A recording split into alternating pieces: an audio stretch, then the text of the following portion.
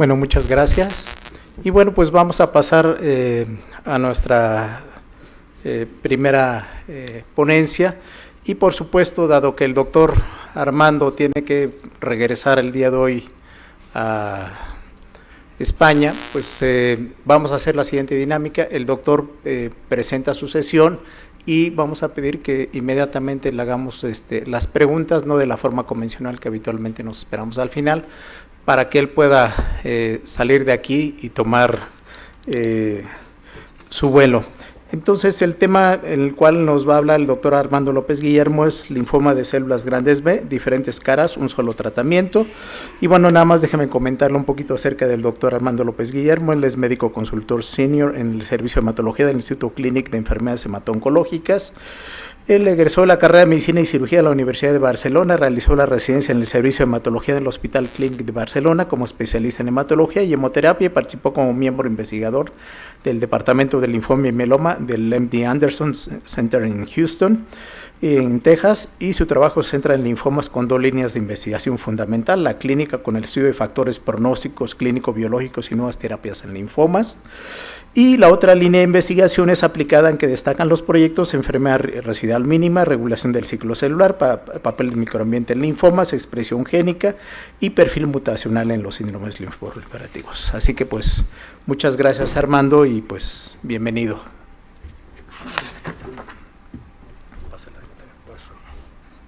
Gracias. Bueno, pues buenas noches. Gracias por esta presentación que parece, vamos, pues nada, soy un hematólogo del Clínico de Barcelona y ya está. Y bueno, esto va a ser visto y no visto, porque es verdad que me tengo que ir porque si no pierdo el avión, y el viernes tengo que estar trabajando en el hospital clínico, que si no, no me pagan. Entonces, el título no lo he puesto yo, pero bueno, yo creo que sí que se refiere a los problemas que tiene actualmente el linfoma difuso de célula grande, ¿no? A ver, ¿qué? Ahora sí. Bueno, pues para empezar, pues decir estas cosas que siempre se dicen, que el linfoma de célula grande es la forma más frecuente de linfoma en todo el mundo occidental. En la serie de Geltamo, pues representa, pues eso, como un 30% de todos los linfomas. Esto va con efecto retardado. Y esta sería la imagen histológica, pues eso, no muy diferente del caso anterior, ¿no? Bueno, sí que es algo diferente porque este no tiene un patrón folicular, este es un patrón difuso, célula grande y típicamente con un índice proliferativo alto. Y desde el punto de vista clínico, pues la curva en rojo, esta es nuestra serie allí del Clínico de Barcelona, respecto a otros tipos de linfoma, y lo que vemos pues es respecto a otros tipos, pues claramente va peor. Vemos sobre todo esta caída al inicio, que significa todos estos pacientes que no responden al tratamiento y que por desgracia se pierden. Parecería que el linfoma de célula grande es un grupo homogéneo, y realmente pues si lo comparamos aquí por Gene Expression Arrays pues con otros grupos de linfoma, con la LLC, con el folicular, pues vemos ahí aquí abajo que realmente parece un grupo homogéneo, pero en realidad cuando uno va un poquito más allá, pues es verdad que no es homogéneo. No es homogéneo ni la propia histología. Hay formas más centroblásticas, más inmunoblásticas, esto ya es un poco, se ha pasado un poco de moda. Los marcadores, hay formas CD10 positivas, CD5 positivas, las alteraciones genéticas, etcétera. Y realmente,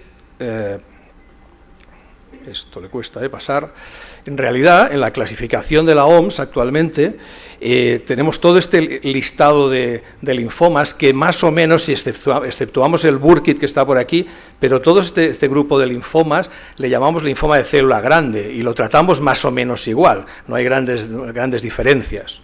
O sea que realmente es una cosa bastante compleja.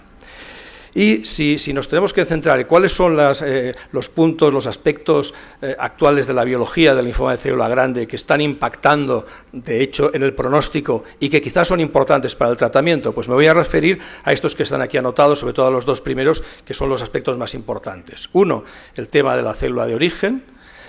Otro sería el tema de las formas estas de high-grade B-cell linfoma con los doble y triple hit, justamente nuestro orador anterior se refería a ello. Después hablaré muy poquito de todas las alteraciones genéticas, que es un poco lo que está ahora ebulliendo, y luego dedicaré una diapositiva a algunos subtipos específicos. Si empezamos con lo que es el... Esto le cuesta de... No sé qué pasa, que no pasa.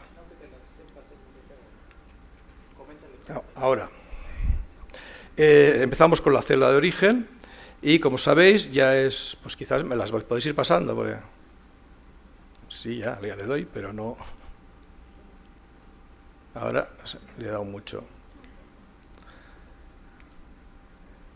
Sabéis que la célula de origen es un tema que tiene 20 años. Sabéis que por expresión génica se vio que había dos grandes subtipos de linfoma de célula grande. Uno, que correspondía a células, a linfomas propiamente del centro germinal, y otro que correspondía a una célula que ya está a punto de salir del centro germinal, que se llama postcentro germinal o activado. Y estos dos tipos de linfomas no solamente era un hallazgo por la expresión génica, sino que ya desde el principio se vio, esto eran pacientes tratados con CHOP, pues que realmente había una diferencia en cuanto al pronóstico muy importante. Las formas centrogerminales claramente tienen un mejor pronóstico que las formas activadas. Pues si no conseguimos que pase esto...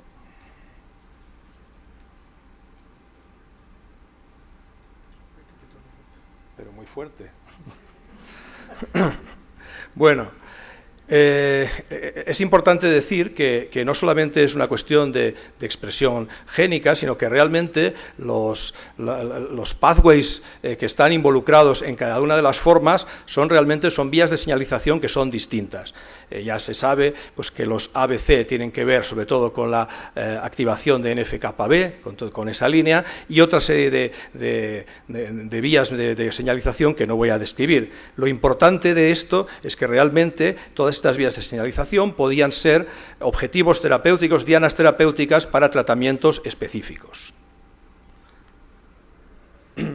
Pues será que no tengo fuerza, pero muy bien. Uno de los problemas fundamentales para la clasificación, y que de hecho eso y que no sea probablemente muy importante en la clínica, es que, claro, la forma estándar de saber cuál es la célula de origen es por Gene Expression Arrays. Y esto evidentemente no está en los servicios de hematología. En México no creo, pero en España desde luego no, que de ninguna manera esto no lo podemos hacer. Y sabéis que durante años se han intentado hacer pues, apaños sobre todo con inmunohistoquímica, con algoritmos inmunohistoquímicos.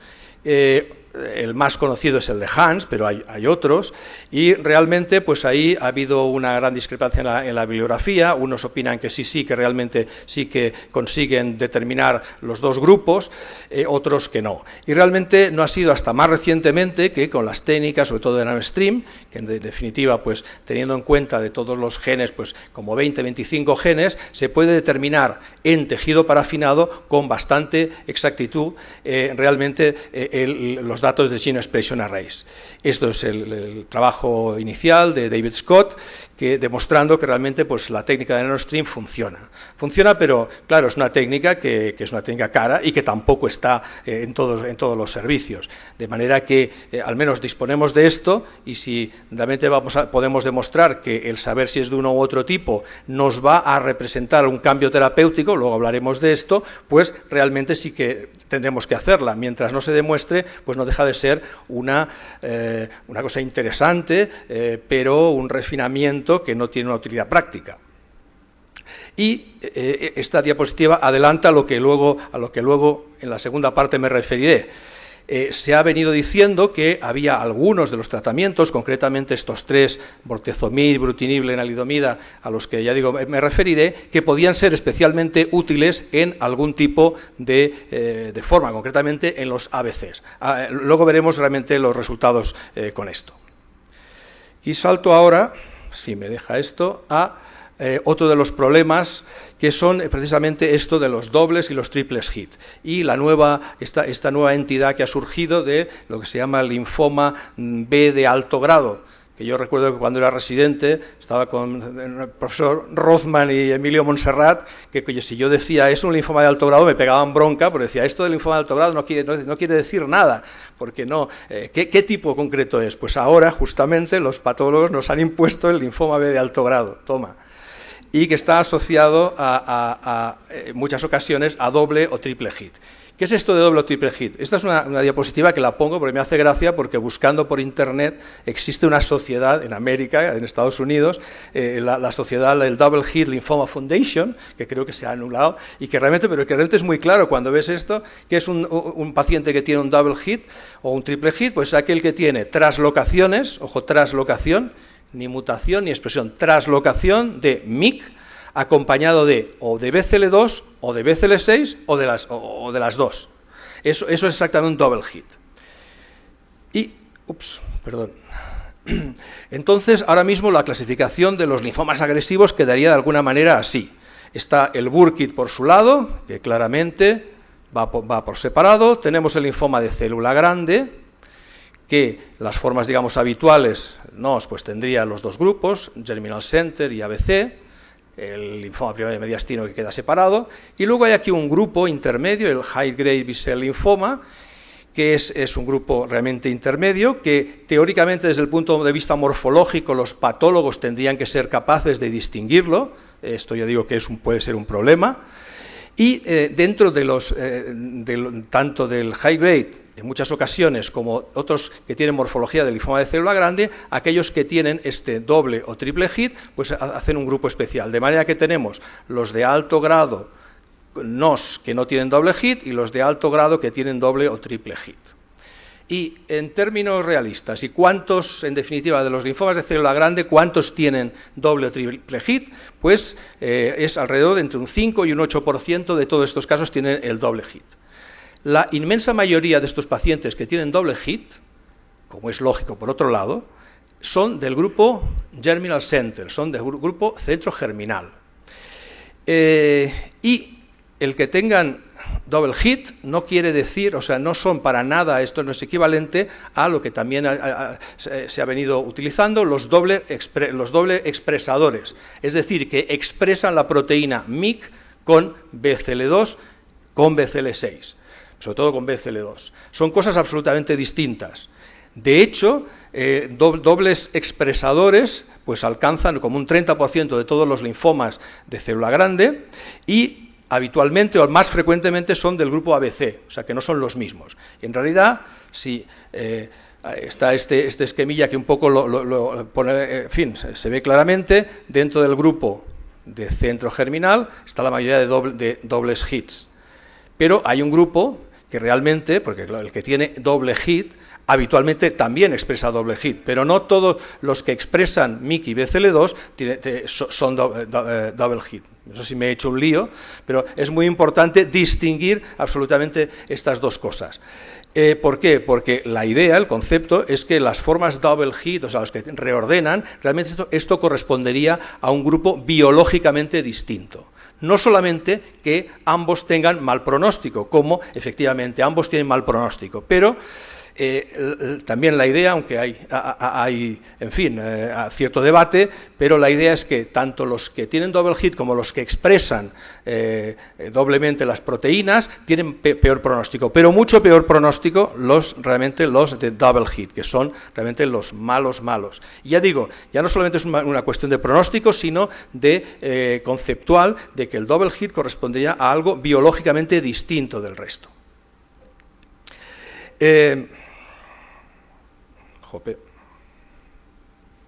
Acabaré con eso. Entonces, bueno, parece que es importante saber si un paciente tiene doble hit o no. Nos lo acaban de decir con el caso del folicular, que no es exactamente lo mismo. Y entonces, claro, ¿y cómo sabemos si un paciente tiene doble hit o no? Pues la única forma de saberlo es haciendo citogenética, habitualmente un FISH. Y, claro, el problema es, entonces, ¿tenemos que hacer FISH a todos los pacientes con linfoma de célula grande? Pues eso es una pasta, supone mucho dinero.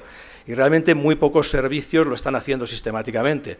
Nosotros lo estamos haciendo porque estamos haciendo un estudio y en el contexto del estudio lo tenemos, pero eso es, vamos, ya digo yo que en España prácticamente ningún laboratorio lo hace. Se hacen truquillos como pues, ver a aquellos pacientes que por inmunohistoquímica son de centro germinal si expresan MYC y BCL2, o sea, los dobles expresadores que son de origen centro germinal. En estos habría que hacerles el FISH, que ya es una parte de la población. Resulta, pues hay que tipar como un 15% de los casos, porque estos pacientes estarían enriquecidos realmente en el verdadero doble hit.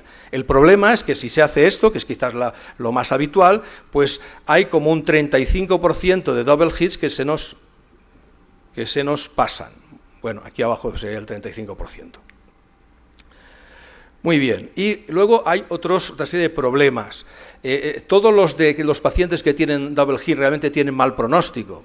Pues, primero, hay quien dice, hay algunos papers que dicen que realmente los que tienen double hit pero con BCL6 no tenían un pronóstico tan malo, aunque datos recientes, que todavía no publicados, que nos enseñó Lorisen en Lugano, pues sugieren que eso en sus manos no es verdad. Tengo que decir que nuestra serie tampoco es verdad, es igual de malo con BCL2 que con BCL6. Hay otros datos que sugieren que los que cuando el MYC reordena con las inmunoglobulinas, entonces sí que tienen mal pronóstico, pero si el reordenamiento es con otra cosa que no sean las inmunoglobulinas, el pronóstico no es tan malo. Y hay quien dice, y esto es muy interesante, que aquellos double hits que no sobreexpresan, perdón, que se me ha ido, que no sobreexpresan BCL2 no tienen tan mal pronóstico. Es decir, que ahora mismo está claro que es importante saber que tienen double hit, que el double hit significa mal pronóstico en general, pero todavía hay muchas cosas que nos faltan por refinar. Ya solamente hablar un poquito de otro de los problemas, pero que ahora está muy de moda, todo el tema de las alteraciones genéticas, sobre todo mutaciones, alteraciones del número de copias, el copy number, etcétera. Esto es lo que está actualmente de moda entre los básicos, ¿no? Ver pues qué mutaciones hay. Entonces, pues con las técnicas de Next Generation, que realmente pues son muy útiles, se puede hacer. He puesto esta serie porque es la nuestra, pero hay muchas más. Se puede pues deshacer el exoma completo, bueno, el genoma completo, el exoma completo, algo más modesto como lo nuestro, que es mirar un número reducido, en este caso 100 o 120 genes, etcétera, y se puede ver pues que realmente pues hay una serie de genes que pueden estar mutados. Algunos de estos son bien conocidos, pues MID88, en fin, etcétera. Se puede establecer una serie de, de vías de señalización, ver que esto tiene valor pronóstico, etcétera. Todo esto es muy interesante, pero lo que uno quiere ver es una aplicación clínica, ¿no? Fuera de tener un mecanismo sofisticado pronóstico. Quizás los dos estudios más importantes que se publicaron el año pasado son estos dos. Uno es la serie del LMPP, en la que está nuestro grupo, y otro es de la Margaret Shipp, que definen, estudiando material congelado, etcétera, pues exomas completos, define una serie de grupos. Y aquí simplemente he puesto, no voy a entrar en los grupos porque es un lío, o sea, los papers son tienes un día para cada paper y no acabas de sacarle todo el jugo porque son realmente complejos. Pero la cuestión es que los grupos que se definen en cada uno de los trabajos pues no son exactamente equiparables. Sí que es verdad que lo que llaman el clúster 5 de la serie de Margaret Shipp pues correspondería a uno de los grupos del MPP, y también lo mismo en los otros, y unos están más enriquecidos en Germinal Center y otros en ABC, pero realmente falta todavía aquí un hervor para que esto se entienda bien, y cuando se entienda bien que podamos empezar a aplicarlo, que tenga aplicaciones clínicas. Pero yo creo que en los próximos años esto quedará mucho más claro. De manera que tenemos muchos datos, que esta información puede ser útil en términos de patogenia, de pronóstico y de posibles dianas para el tratamiento, pero todavía realmente es, en fin, no va a ser mañana cuando podamos utilizar esto en la práctica clínica. Ya no solamente para aplicar además todo esto en la clínica, no es una cuestión solo de dinero, sino de qué haces con la enorme cantidad de información que no sabes exactamente qué hacer con ella, ¿no? Nosotros estamos ahora en un contexto, tenemos una beca específica para intentar aplicar en la clínica todos estos datos de estudios mutacionales. Y, bueno, primero que ha costado Dios y ayuda conseguir las muestras, que no son lo que se pretendía que fuera una cosa realmente prospectiva y que cada paciente se recogieran las muestras. Esto no ha sido realista. En fin, el objetivo precisamente era ver si era realista o no, y no lo ha sido. Sino que luego, ahora que empezamos a tener los resultados, entonces nos dicen, bueno, ¿y el clínico qué quiere? ¿Todo el listado de mutaciones del paciente? Y, hombre, yo como clínico, si te pasan ahí el listado de todas las mutaciones, pues no sé bien qué hacer. Entonces, no, pero os lo pasaremos con la bibliografía que sugiere dianas, tal. Bueno, le falta todo esto un hervor. Esto va a ser el futuro, no esto va a ser, estoy convencido que en unos años esto va a ser el futuro, pero de momento le falta un hervor. Bueno, y solamente una diapositiva más para... que no me he referido antes a ello, algunos subtipos específicos dentro de los linfomas de célula grande, que realmente hay que mencionarlos porque es así, porque tienen tratamientos distintos. Unos, pues algunos que tienen un origen en localizaciones extragangliares específicas, como el sistema nervioso central, el TESTE, etcétera. Todos aquellos los relacionados con la inmunosupresión y concretamente todos los relacionados con el virus de Epstein-Barr, el primario de mediastino, y otros temas como por ejemplo P53, que no teníamos preparado nada con las presentaciones anteriores, pero estoy repitiendo un poquito esto, ¿no? P53 pues tiene un gran valor pronóstico y tiene sentido que tenga ese valor pronóstico, y lo hemos como perdido un poco de vista en el célula grande. En fin, bueno, pues ya acabo con todas estas cosas tan complicadas de la biología y voy a bajar a tierra para hablar un poquito del tratamiento del linfoma de célula grande, que supongo que es lo que asumo que la mayoría de aquí somos clínicos y es lo que realmente vemos, ¿no? Entonces, bueno, el tratamiento del linfoma de célula grande pues ha evolucionado a lo largo de las décadas. Antes de los años 70 del siglo pasado, y no hace tanto, yo había nacido, solo nacido, realmente no había prácticamente nada hasta que apareció en esos años pues la poliquimioterapia. Estos son los trabajos clásicos, el primero, ¿no?, el CHOP, en definitiva, que fue lo que demostró que se podía curar una parte de los pacientes con linfoma de célula grande. Posteriormente, en los años 80 y 90, pues aquello que se llamaban las quimioterapias de segunda y tercera generación, que iban a ser mucho mejores que el CHOP y que, bueno, pues a la vista de las imágenes pues no hay que decir nada más. Y como sabéis, pues realmente el gran paso pues se dio ya finalizado el siglo XX y empezando el XXI con la quimioinmunoterapia, ¿no?, con la aparición del rituximab, que ahí sí marcó una diferencia muy sustancial en el devenir de estos pacientes con linfoma de célula grande. Esto yo creo que fue en el ASH del 2001, cuando Bertrand Coiffier pues presentó los primeros datos. Y el CHOP, pues el R-CHOP pues, es el estándar de tratamiento ahora mismo para todos nuestros pacientes. ¿Y qué tenemos con el R-CHOP? Pues también, siguiendo con esta diapo tan bonita de Bertrand, pues sabemos que hay una parte de pacientes que responden y que no recaen, que son los de la línea verde, y que realmente estos van a ir bien y van a tener una supervivencia parecida a la población general, pero hay muchos pacientes que no van bien. Desde luego los primariamente refractarios, los que recaen de manera precoz, y en general los que recaen tienen un pronóstico hoy por hoy pues adverso. Esto traducido pues en nuestra propia serie ahí en el clínico, pues en los últimos 15 años pues tenemos esto, que más o menos con el R-CHOP curamos pues 2/3 partes, que además los números han salido clavados y fue puramente poner ahí los datos de cómo iban. Al final curamos las 2/3 partes, quiere decir que queda 1/3 que no curamos y por lo tanto pues queda todavía mucho camino que recorrer. ¿Y qué cosas tenemos que tener en cuenta? Pues las que ya hemos dicho, los datos biológicos.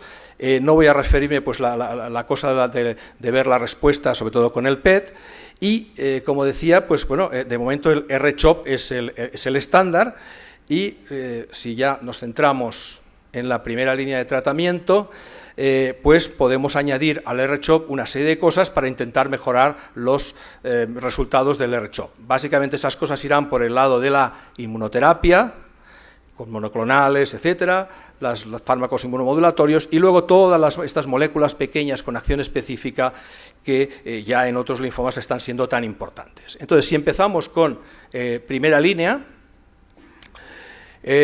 tenemos el R-CHOP. ¿Cómo podemos mejorar los resultados del R-CHOP? Pues lo he esquematizado en estas 4 formas. La primera sería aumentando la intensidad o la densidad de las dosis, luego con algún tratamiento de mantenimiento después del R-CHOP, cambiando el anticuerpo monoclonal o precisamente con las moléculas pequeñas de acción específica. Si empezamos por el primero, el aumento de la intensidad, que es lo que se ha intentado en los últimos años. Realmente, diréis lo que queráis, pero esto no funciona bien. A ver, y además cuando le doy, entonces pasan 3 de golpe. Entonces, he puesto la primera, el único dato realmente que ha sido el único estudio positivo. Esto es un estudio de los franceses que en un grupo muy concreto de pacientes de 18 a 59 años, de un grupo de riesgo específico, un IPI ajustado por la edad de 1, en este grupo, esta especie de CHOP intensificado de los franceses, el RACVBP, que lo tengo que leer porque si no, no me lo sé, es mejor tanto en supervivencia libre de progresión como incluso en supervivencia global que el CHOP. Por eso esto sale en todas las guías. En este grupo de pacientes, teóricamente, esto, aunque de hecho solamente probablemente se usa en Francia, en Bélgica, pero ahí está el resultado positivo. ¿Por qué? Por desgracia, los otros resultados pues no han sido tan positivos.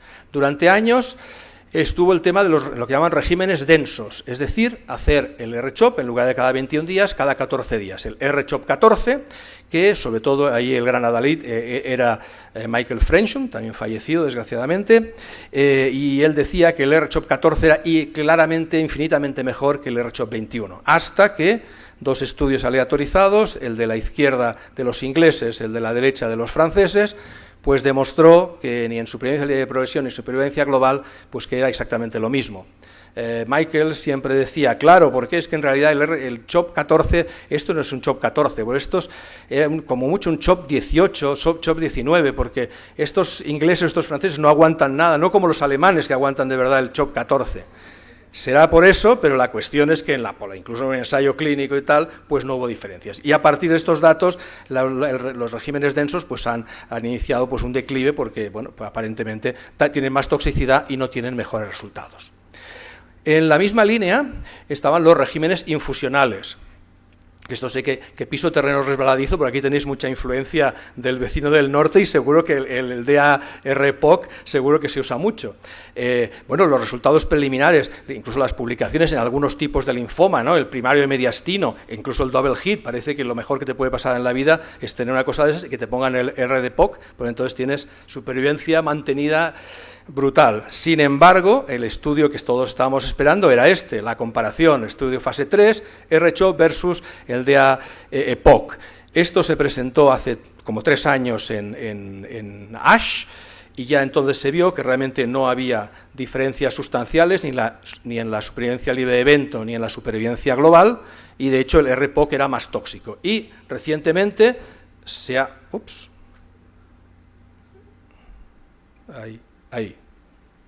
Se ha publicado, se ha hecho la publicación, es un Journal Clinical Oncology de hace unos meses, Nancy Barrett es la primera autora, y a las pruebas me remito, o sea, no hay ninguna diferencia. Otra posibilidad para intensificar la dosis sería, después de una respuesta, hacer un trasplante, un autotrasplante.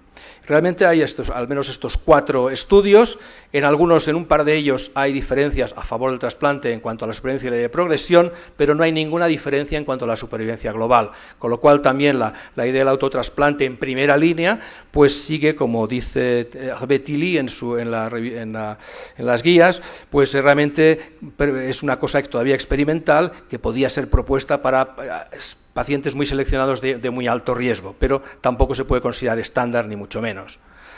Con lo cual, ahora mismo, de toda la intensificación, aumento de densidad de dosis, etcétera, pues de momento no hay nada y R-CHOP sigue siendo lo estándar. ¿Qué decir del mantenimiento? Tradicionalmente el mantenimiento siempre ha sido un fracaso en todos los linfomas de alto grado, nunca ha servido. Y de hecho, pues con algún fármaco, con everolimus, etcétera, realmente no aportaba mucho. Voy a enseñar solamente un trabajo que es el mantenimiento con lenalidomida, porque es un trabajo publicado recientemente. Catherine Thieblemont es la primera autora, el grupo español como participó, pues por eso lo enseño. Porque es un dato, una cosa interesante, ¿no? En pacientes mayores, en respuesta completa o parcial después del R-CHOP, o sea, mayores pero que podían hacer R-CHOP, y se les ponía o no lenalidomida. Y como se ve aquí, bueno, no se ve porque se ve un poco, pero he hecho una siguiente diapositiva.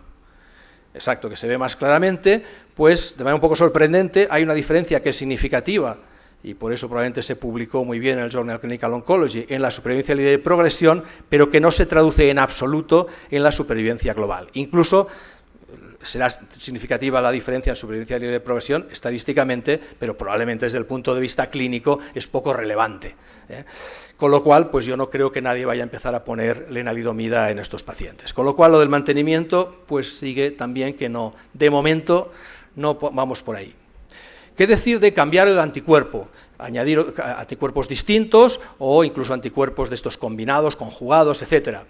Pues de esto de cambiar el anticuerpo ya tenemos una publicación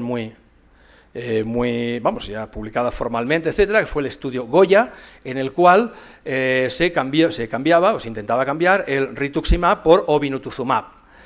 Y pues bueno, pues la cosa se saldó pues también con un fracaso, lamentablemente. Ni en supervivencia libre de progresión ni en supervivencia global hay diferencias en absoluto. Y de hecho Roche, que era el dueño del obinutuzumab, pues ha dejado ya de aplicarlo al linfoma de célula grande. Quizás de estos hay que resaltar este estudio, del que no tenemos ningún dato, pero que quizás de todos los nuevos anticuerpos que están por ahí, es el que está más avanzado y el que podría realmente, por los datos que hay en segunda línea y tal, podría dar la sorpresa, que es el compolatuzumab, que es un anti-CD79B, que tiene de estos que van con veneno incorporado, y entonces la comparación es pues el R-CHOP frente a R-CHOP más POLA.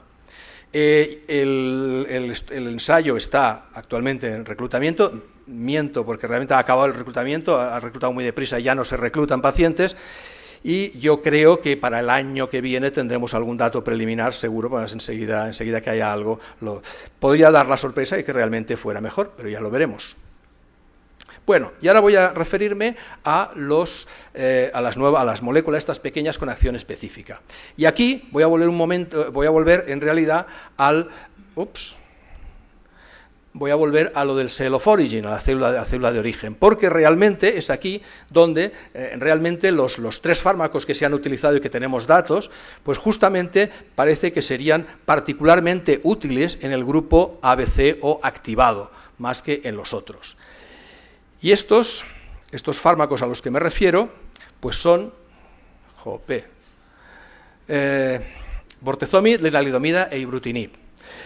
Los tres tienen, por la cosa fisiopatológica, tiene sentido que sean particularmente útiles en el grupo ABC, precisamente por la relación con NF-κB, y además encima nos va bien porque son precisamente los pacientes que decíamos que responden mal y que van peor con el R-CHOP, con lo cual son los que se podían beneficiar. Y aquí la historia siempre es la misma. Son fármacos que tiene sentido desde el punto de vista biológico que funcionen, se prueba, se ve que combinados con CHOP parece que van bien, sobre todo en segunda línea, se ve que los resultados en el grupo ABC parece que buenos porque van mejor de lo que se esperaría, y entonces ya lo tenemos, y entonces claro, viene la parte donde viene el fracaso, que es la comparación, o sea, el estudio fase 3, ver si realmente es mejor o no es mejor. Empezamos por el bortezomib, que exactamente es esta historia. Los datos iniciales, que el bortezomib, que es un inhibidor del proteasoma y tal, sea particularmente eficaz en los pacientes que tienen activación de NF-κB, es una cosa perfectamente lógica y tiene sentido. Los datos iniciales sugerían que realmente en estos era particularmente eficaz.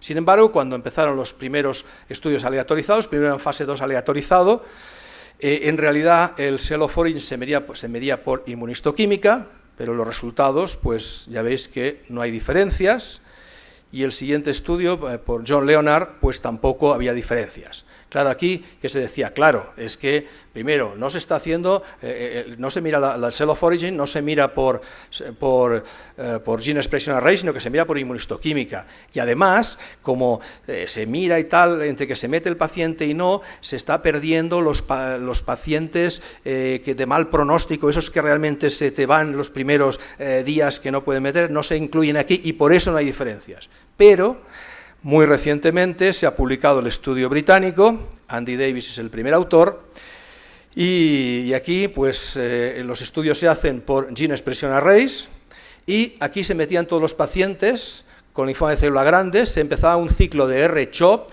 y luego en el segundo ciclo, cuando ya se sabía el origen, pues se aleatorizaba y tal. Con lo cual, aquí no hay excusas. Y, pues ya veis, ni en la serie global, ni en el grupo ABC, y ni en los otros ya no digamos, no hay diferencias significativas en absoluto. Con lo cual, pues el papel de bortezomib aquí pues ha quedado también en un segundo plano. Ibrutinib, pues ibrutinib exactamente lo mismo, tiene sentido que sea eficaz en los ABC, hay datos que sugieren que sí, se vio que R-CHOP con ibrutinib se podía hacer, era factible, había sus toxicidades pero eran factibles, y aquí tenía puesto en la diapositiva Trials Going On, pues ya hay uno que nos lo han mostrado. Anas Yunis lo ha publicado también este año y realmente pues, el resultado global es eso. R-CHOP más ibrutinib es igual exactamente que R-CHOP. Aunque es verdad que cuando uno va a los subgrupos, los pacientes jóvenes parece que sí que se podrían beneficiar. Y a partir de aquí, yo no sé exactamente esto en qué quedará, si realmente habrá más estudios, si esto se detallará o qué. El estudio no estaba hecho para, esto es una cosa, un hallazgo que se lo han encontrado. Y de momento, pues tampoco creo que vayamos a poner sistemáticamente ibrutinib a los difusos de célula grande en primera línea. Y nos quedaba otro fármaco, que era la lenalidomida. Y la he puesto así en medio porque es el orden cronológico en que han aparecido los resultados, que también activa en el grupo de activados, que R-CHOP más lena es factible, parecía especialmente eficaz en los no centrogerminales o activados, y todos estábamos esperando los resultados del estudio ROBUST, que aparecerá aquí, que es un estudio en el que los pacientes con linfoma de célula grande se les hacía por Gene Expression Arrays el Cell of Origin y se escogían solamente los ABCs, que eran aleatorizados al R-CHOP frente a R-CHOP más lenalidomida. Y los resultados pues los presentó Humberto Vítolo hace un mes y medio en Lugano, no está publicado, a menos de que en el viaje lo hayan publicado, no lo haya visto. Perdón, que se me... Ahí. Exacto, sí, perdón, está la diapositiva. Entonces, en fin, la cuestión es que en los resultados estos que nos enseñaron no hay ninguna diferencia ni en la respuesta, ni en supervivencia de ley de progresión, ni en supervivencia global. Tengo que decir que justo después de Humbertolo, Novakovsky enseñó datos de un estudio suyo, fase 2 aleatorizado, mucho menos sólido que este, en el que sí que había diferencias y que habrá que ver las publicaciones y entonces ya lo criticaremos. Pero la idea ahora mismo pues es que globalmente pues las moléculas pequeñas por el momento no han cambiado la historia del linfoma de célula grande y hoy por hoy pues el R-CHOP sigue siendo el estándar. Pero estoy convencido de que a medio plazo esto cambiará. Entonces, eso. Me salto ahí.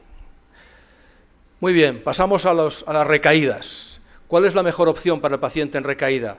Primero, ¿cómo va un paciente que recae o que no responde?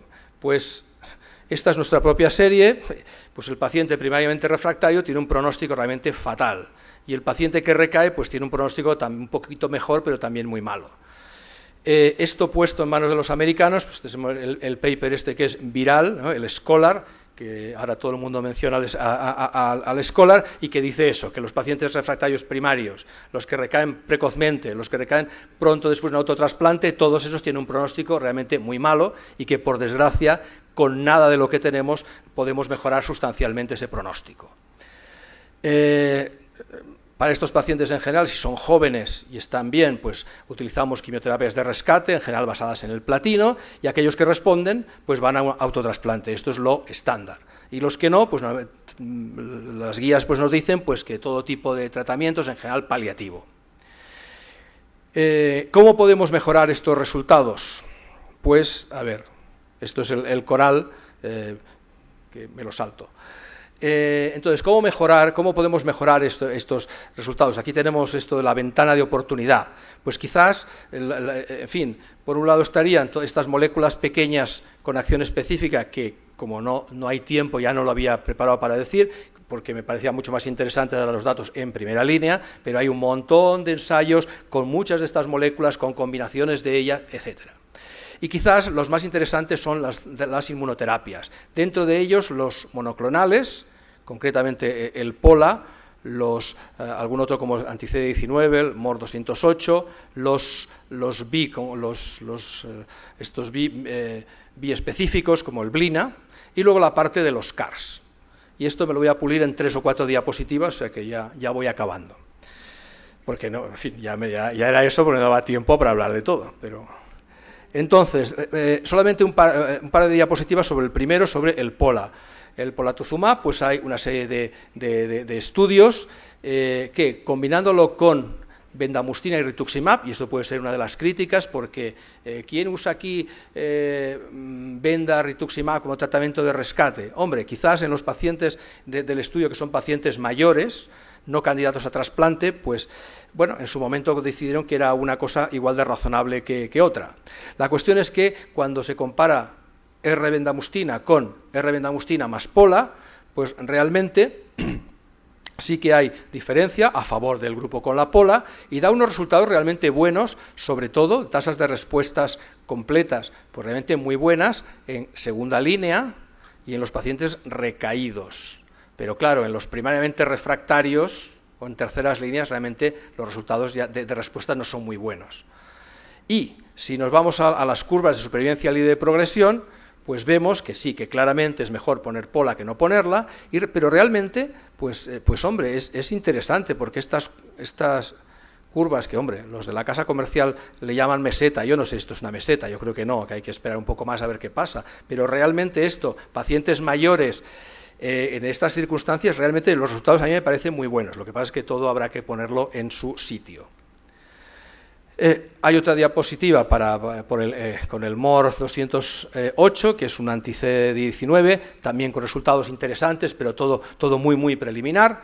Y quizás en este campo, lo que ya tiene indicación formal, y de hecho yo creo que es, hoy por hoy lo que realmente ha demostrado al menos una eficacia en una parte de los pacientes, es el tema de los CARs.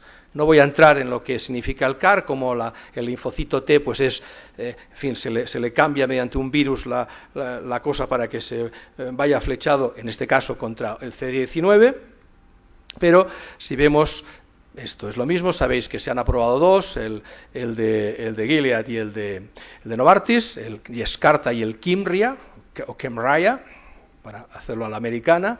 La cuestión es que si nos vamos, y aquí he añadido el otro que todavía no tiene indicación, que es el de Celgene, pero como veis, hombre, las tasas de respuesta para pacientes realmente muy malos, refractarios, de estos que no esperas nada, pues tienes una tasa de respuestas completas, en general, por alrededor de la mitad de los pacientes, que no está nada mal, con una serie de toxicidades, que ahora no voy a entrar porque no nos da tiempo, y las... Ay, que lo estoy tirando para atrás... A ver, venga, que ya es la última. Ahí, esta. Pero realmente las curvas de supervivencia realmente son buenas en los tres casos, sobre todo aquellos pacientes que responden. En términos reales, yo creo que tanto con el uno con el otro como en los datos en vida real, yo creo que están diciendo que se podía llegar a curar, estoy hablando de curar, como una tercera parte de los pacientes. o sea, un 30%, yo creo que es lo realista. Más de eso, creo que no. Pero en este grupo de pacientes, que es que se mueren todos, yo creo que esto realmente es un éxito realmente muy, muy importante.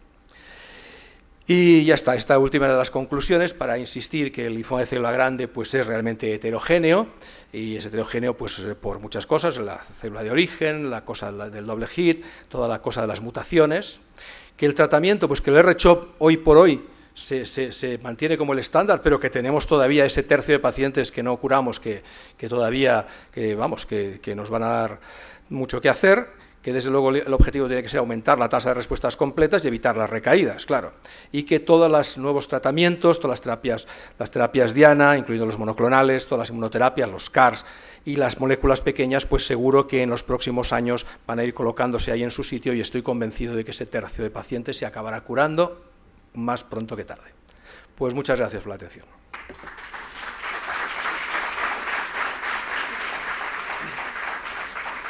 A ver, este es, por los que no habéis estado en Barcelona, este es el hospital clínico ahí en medio de lo que se llama el Ensanche. Y este es el grupo linfomatoso, con la doctora Matutes, que la tenemos ahí en primer término, que jubilada de Inglaterra, pero ahora la tenemos con nosotros. Bien, bueno, muchas gracias al doctor Armando. Bueno, si alguien tiene alguna pregunta de aquí del foro, pues tenemos abierta la discusión. Y bueno, mientras tanto, tenemos dos preguntas en línea. La primera es, a un paciente con linfoma de células grandes B doble hit, ¿recomendarías hacerle punción lumbar? Definitivamente sí. Okay. Sí, porque tienen el riesgo de infiltración del SNC es muy alto en estos casos.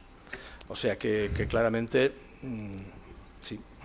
Okay. Y profilaxis, quiero decir, la punción para ver si está infiltrado y profilaxis. Claro. Y la otra, ¿cuál es el papel que tendría en estos casos el venetoclax? En los double hit. Sí, en el doble hit.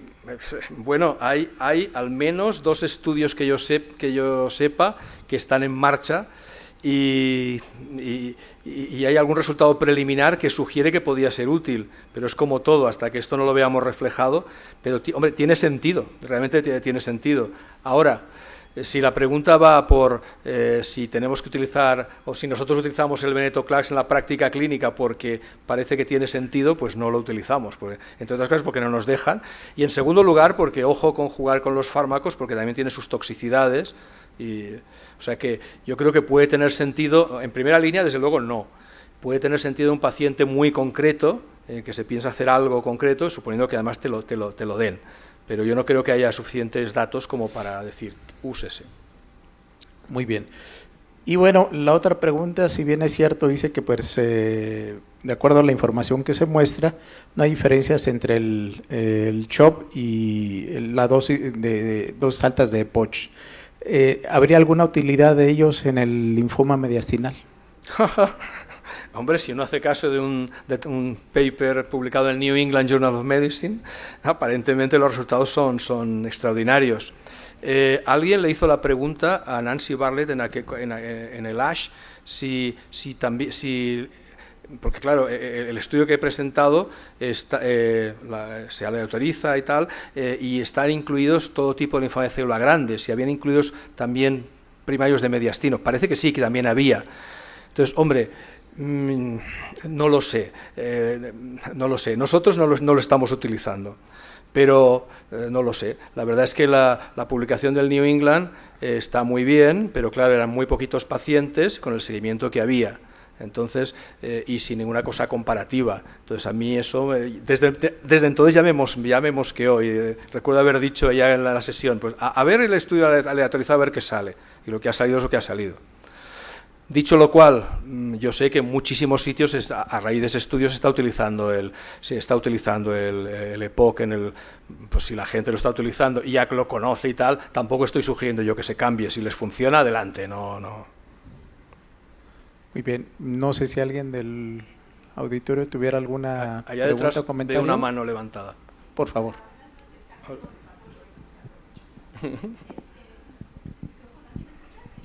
Yo sí.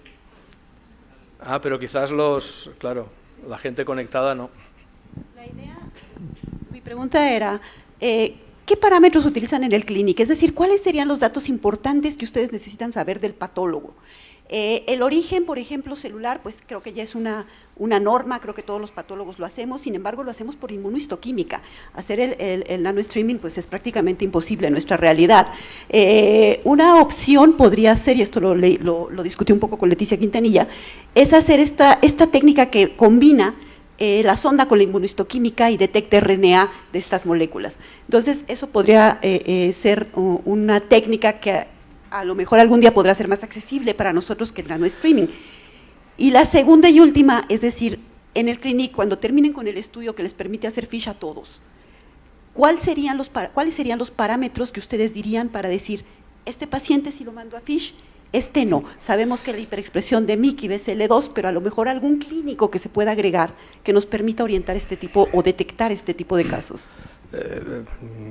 Yo lo veo, o sea, respondiendo a la segunda pregunta, lo veo complicado. Sí que tienes datos clínicos que te sale una P significativa, pero es como, o sea, hagas lo que hagas, siempre pierdes un porcentaje notable de pacientes y ya está. El problema que le veo a esto, y voy a la pregunta anterior, yo tengo que decir que yo no presioné en ningún momento a Elías para que incorporase lo de la célula de origen, porque por el momento no la estábamos utilizando para tomar ninguna decisión terapéutica. Entonces, la realidad es que por inmunohistoquímica, como todo el mundo lo hace, como la OMS lo recomienda, pues en el clínico también lo hacen, solo faltaría. Lo otro lo tenemos ahora, o sea, tenemos el NanoStream por un estudio español en el que se hacía de manera gratuita el Cell of Origin para todos los pacientes del grupo Geltamo que mandaran las muestras. Esto gracias a una beca de una determinada casa comercial, Celgene.